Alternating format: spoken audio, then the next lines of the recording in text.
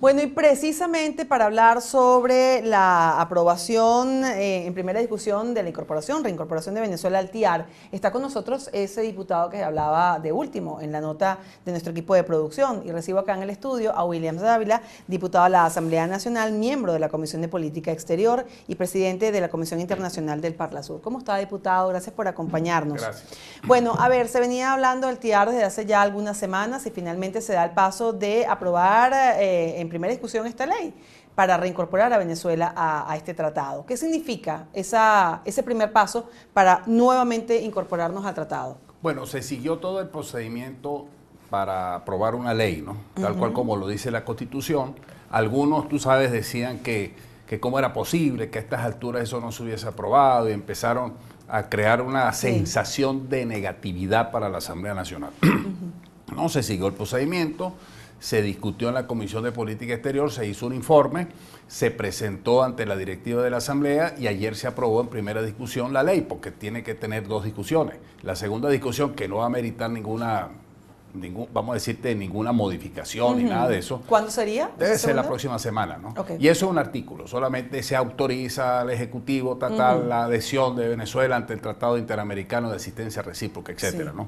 De manera tal de que ese es un paso importante, porque es un paso autorizado por el Estatuto de Transición.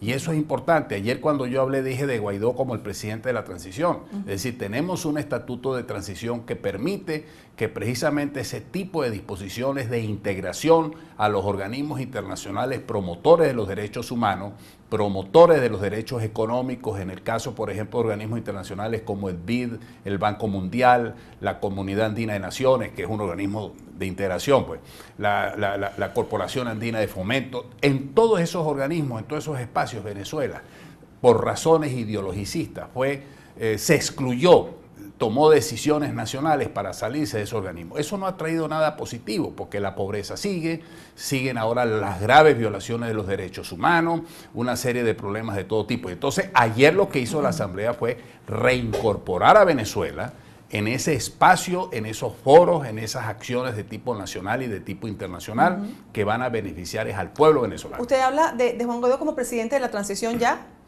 Bueno, para mí ahorita estamos aplicando el Estatuto de la Transición, ¿no? Y él es el presidente de la transición. Con este... Bueno, es un criterio, vamos a decirte, yo no estoy hablando en función de que haya habido una decisión, yo soy de los que creo que es el presidente de la transición. Una opinión personal suya. Es mi opinión como parlamentario. Como parlamentario, claro. Ahora, esa incorporación del TIAR, ¿qué implica? Porque ayer Juan Guaidó señalaba que es una cooperación internacional para atender principalmente la emergencia humanitaria, que él calculaba en unos 7 millones de venezolanos los que están en riesgo de muerte.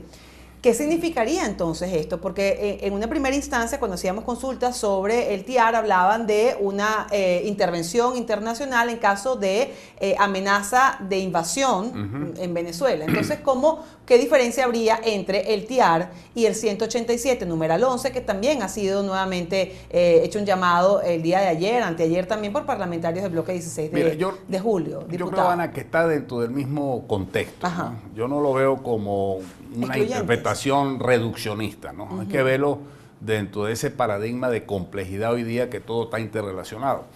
Porque fíjate que el nuevo concepto de seguridad hemisférica colectiva, que lo prevé el TIAR a partir del 2003 en México, amplía ese concepto incorporando una serie de agentes no estatales de carácter transnacional, por ejemplo, el narcotráfico, el terrorismo, la pobreza, los ataques informáticos, la presencia de estados paralelos. ¿Eso serían causas, por ejemplo, claro, para una cooperación internacional, si un estado lo pide?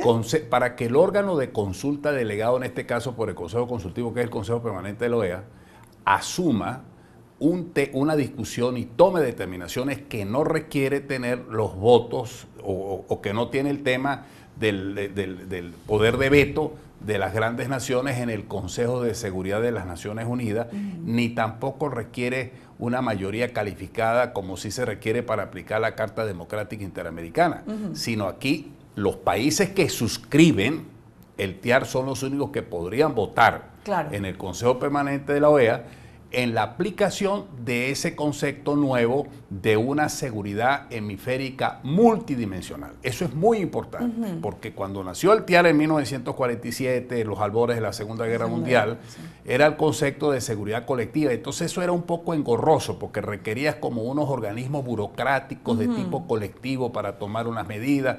Después eso se modificó en el año 1975 en Costa Rica para flexibilizar ciertos procedimientos. Después tuvo altibajo el TIAR, sobre todo cuando se presentó el caso de la Guerra de la Malvinas, porque los Estados Unidos pues apoyaron en aquel entonces a la Gran Bretaña y no a Argentina. Sí, ahí, sí, dijeron que no iban a exacto, ahí el TIAR recibió un golpazo, por decir así.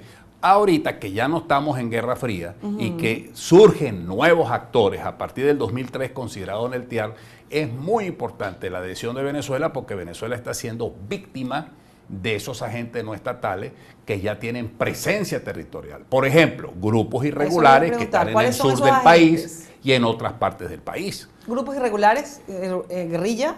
De todo tipo, es decir, ELN, grupos claro, pero vinculados. ¿esto qué tendría que ver con la emergencia humanitaria? Bueno, sí, porque justamente es un tema de derechos humanos, que está dentro de ese concepto multidimensional de seguridad colectiva. Cuando se habla de emergencia humanitaria compleja, porque no es una emergencia creada por un desastre natural, sino por el fracaso del usurpador que creó este flujo migratorio de refugiados que está generando problemas en muchos países, es un problema de derechos humanos. En consecuencia, está dentro del objetivo del TIAR. Aplicar esos conceptos de protección hemisférica en virtud de presencia de una serie de agentes que están generando problemas de desestabilidad en la región. Porque lo que se busca precisamente es la paz.